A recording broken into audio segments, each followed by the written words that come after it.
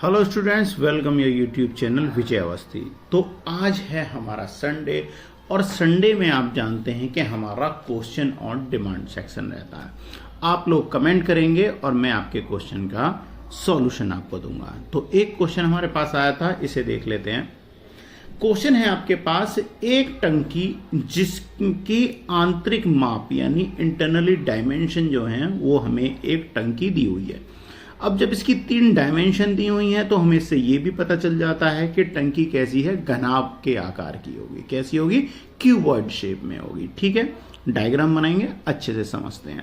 आगे देखते हैं कि इस टंकी में हमें क्या दिया हुआ है कि टंकी में जो है आपका 1,29,600 घन सेंटीमीटर पानी है।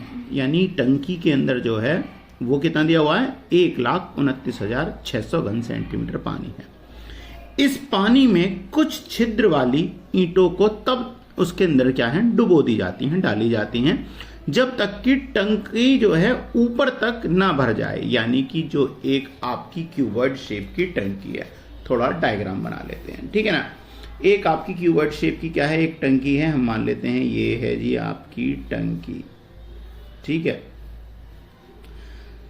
ठीक है, ये हो गई जी आपकी एक टंकी और इसके अंदर कुछ पानी है। ध्यान रखिएगा, ये टोटल पूरी पानी से भरी हुई नहीं है। हमें क्या दिया हुआ है, इसके अंदर कुछ पानी है। ठीक है, जिसका कितना है, 1,29,600 घन सेंटीमीटर पानी है इस टंकी के अंदर। ठीक है, इस पानी में कुछ छेद वाली कुछ ईंटें डाल दी जाती हैं। ये आपकी एक ब्रिक मान लेते हैं हम, ईंट हैं जिसके अंदर कुछ छेद हैं, इसके अंदर कुछ छेद हैं। ये इतनी ईंटें डाली जाती हैं कि टंकी का ये जो खाली जो हिस्सा है ये भी ऊपर तक भर जाता है और ये ऊपर तक पानी आ जाता है। ठीक है, प्रत्येक ईंट अपने आयतन का 1/17 भाग पानी सोख लेती है। यानी हर एक जो ईंट है, जो इसके छेद हैं, वो कितना पानी सोख लेते हैं? अब ईंट के आयतन का 1/17 गुना पानी को सोख लेते हैं। प्रत्येक ईंट की माप, ईंट की डायमेंशन दी हुई है हमें 22.5 सेंटीमीटर, 7.5 सेंटीमीटर और 6.5 सेंटीमीटर है। तो टंकी में कुल कितनी ईंट डाली जा सकती हैं ताकि उसमें से पानी बाहर ना बहे?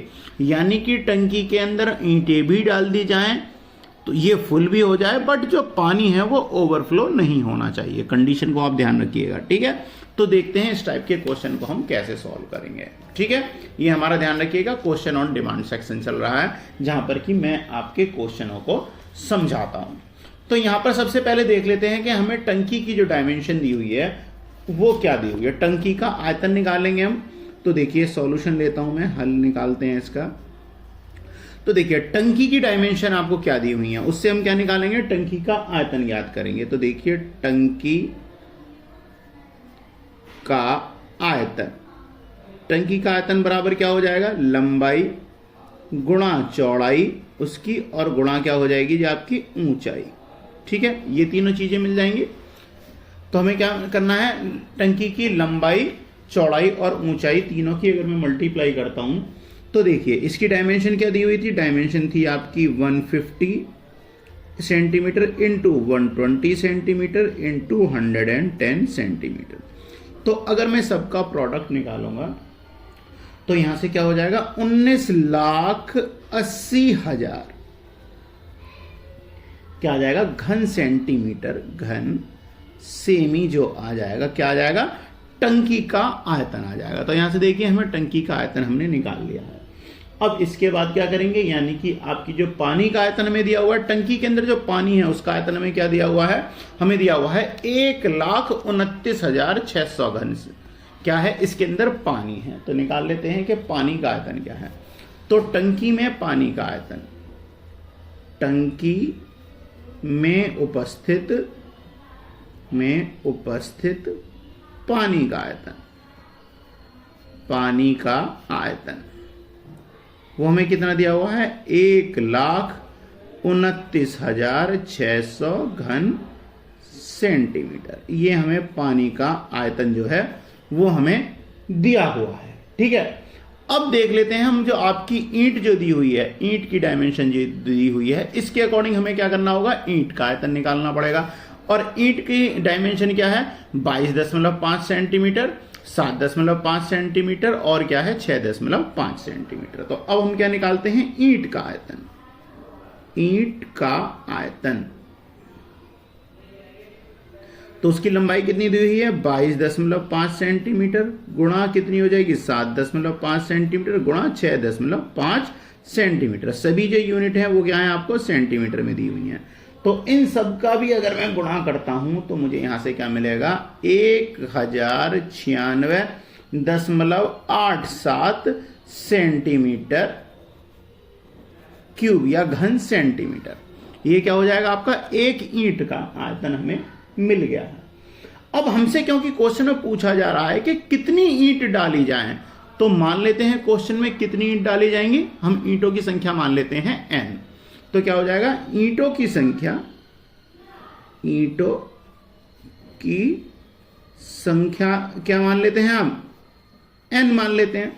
तो जब ये मान लेंगे तो हम क्या करेंगे, तो ईंट कितनी डाली जाएंगी हमें नहीं पता, 50 डाली जाएंगी 100 डाली जाएंगी, कितनी डाली जाएंगी। तो ईंटों का आयतन क्या हो जाएगा, तो ईंटों का आयतन, ईंटों का आयतन बराबर क्या हो जाएगा ईंटों की संख्या, ईंटों की संख्या गुणा एक ईंट का आयतन। तो ईंटों की संख्या क्या है n और हमने मानी है n है, और ईंट का आयतन कितना है 1096.87। तो ईंटों का कुल ईंटों का आयतन कितना आ जाएगा n गुणा 1096.87, ठीक है, सेंटीमीटर की।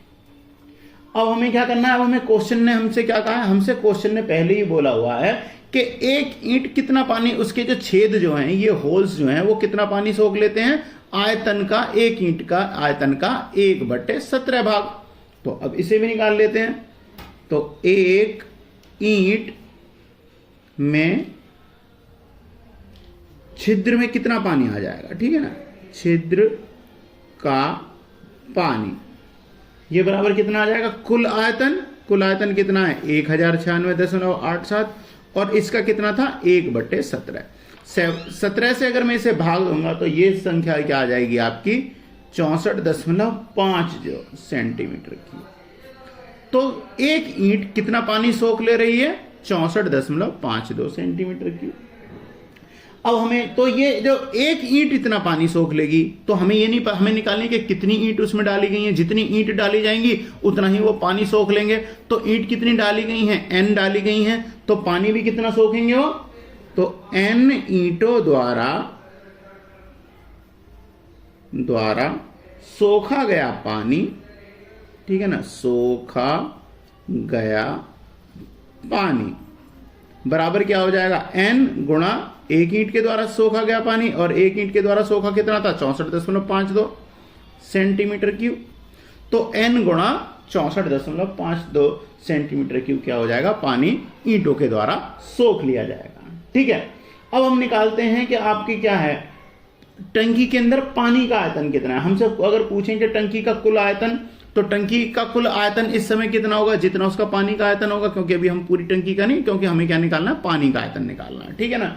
तो स्टेटमेंट बना लेते हैं हम जरा, टंकी में पानी का आयतन बराबर क्या हो जाएगा, यानी टंकी में पानी का आयतन बराबर क्या हो जाएगा, पानी का आयतन प्लस ईंटों का आयतन,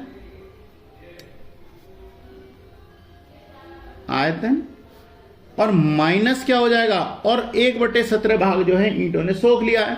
तो ईंटों के द्वारा सोखे गए पानी का आयतन।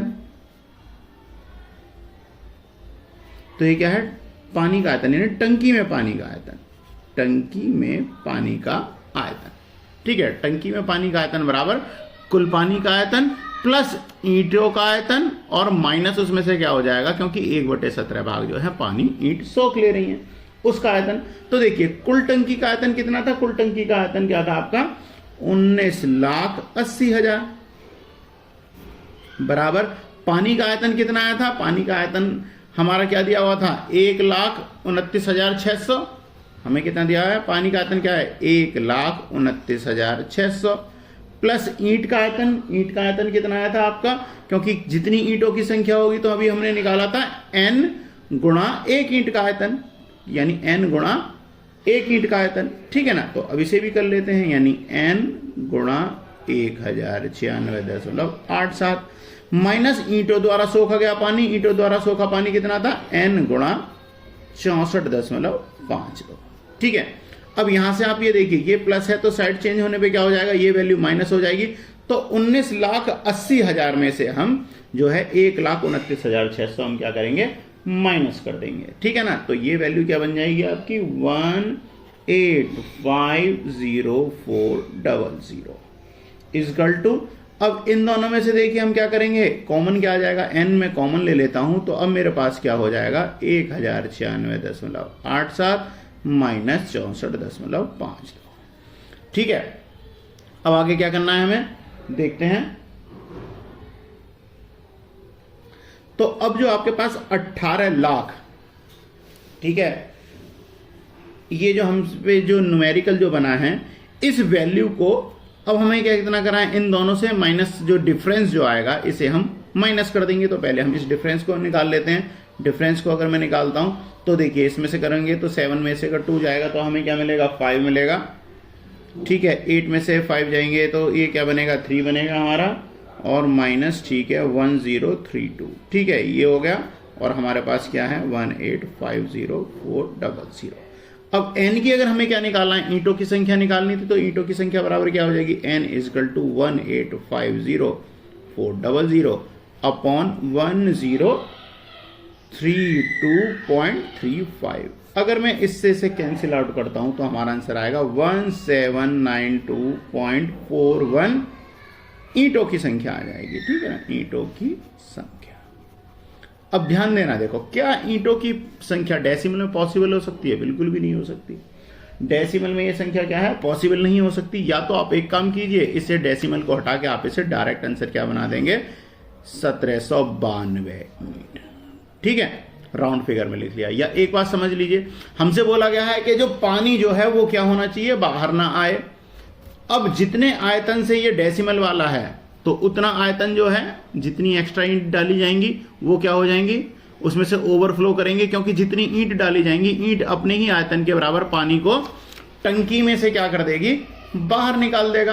तो हमें क्या करना है, उतनी ही कम ईंट डालनी है कि जिससे वो बाहर ओवरफ्लो ना हो। तो हम 0.41 जो है इस ईंट को, इतने आयतन की ईंट इसमें नहीं डालेंगे, ठीक है। आप इस तरीके से भी इसे कर सकते हो, तब भी आपका आंसर 1792 ईंट ही आएगा, ठीक है ना।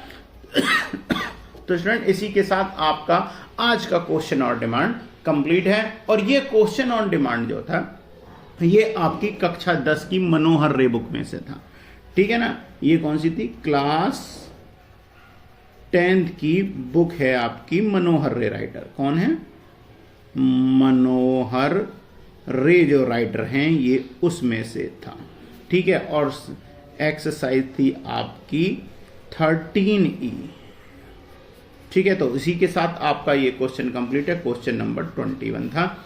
नेक्स्ट वीडियो में नेक्स्ट क्वेश्चन और डिमांड के साथ मिलता हूं, ठीक है। जब तक मिलता हूं, बाय बाय। संडे का करिएगा वेट, और तब आपकी जो भी क्वेरी होंगी वो आपको एक्सप्लेन करी जाएंगी।